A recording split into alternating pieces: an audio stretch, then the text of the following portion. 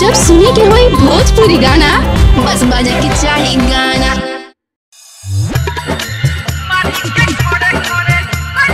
संध्या recording studio Sitaram चौराहा कुशीनगर।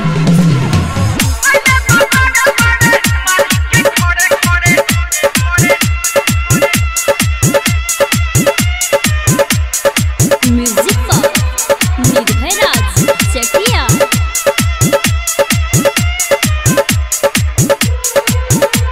भइल बा जब से सखी प्यार रे रहे ना दिला घरे यार रे चढ़ली जमानी ही छोड़े लगे पानी ही मिले चाही माई से डरे डरे रे मारी के खोड़े खोड़े पहले बाबड़े बड़े मारी के खोड़े खोड़े पहले बाबड़े बड़े।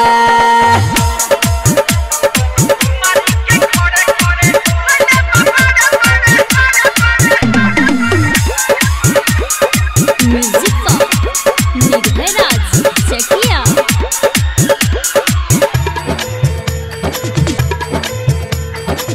करे कमरिया हदर तब ना बतिया बुझेला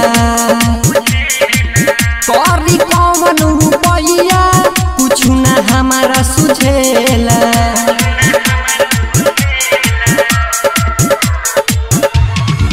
करे कमरिया हदर तब ना बतिया बुझेला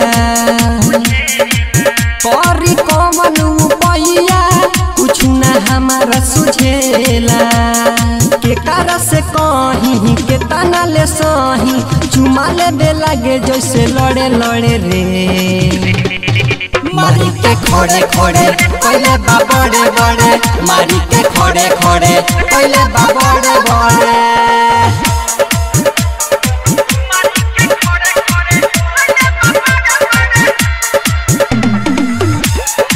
म्यूजिक पर निर्भय राज चकिया।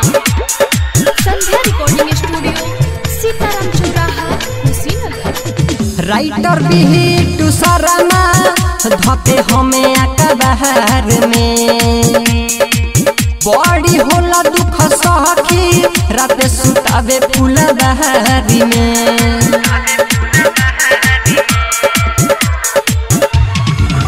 डीजे निर्भय देवेंद्र धके हमें अकबार में बड़ी होला दुख सखी रात सुतावे फुलबारी में दिही पुआ राजा दिले बड़ी साजा बिनेरी पंचाह चढ़े चढ़े रे मारी के खोड़े खोड़े पहले बाबड़े बड़े मारी के खोड़े खोड़े पहले बाबड़े बड़े।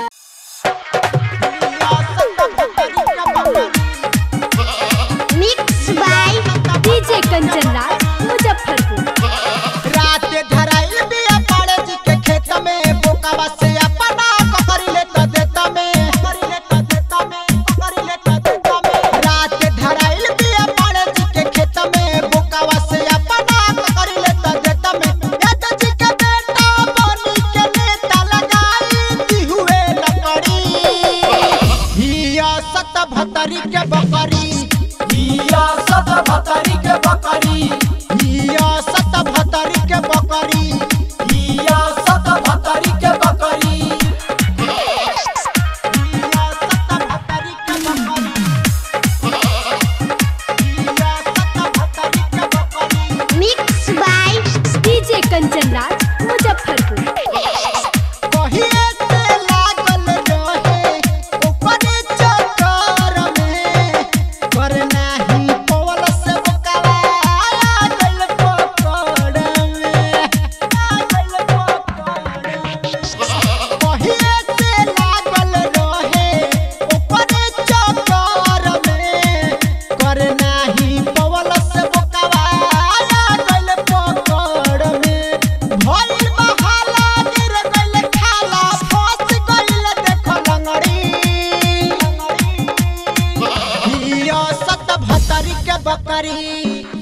हिया सत भतरी के बकरी हिया सत भतरी के बकरी हिया सत भतरी के बकरी हिया सत भतरी के बकरी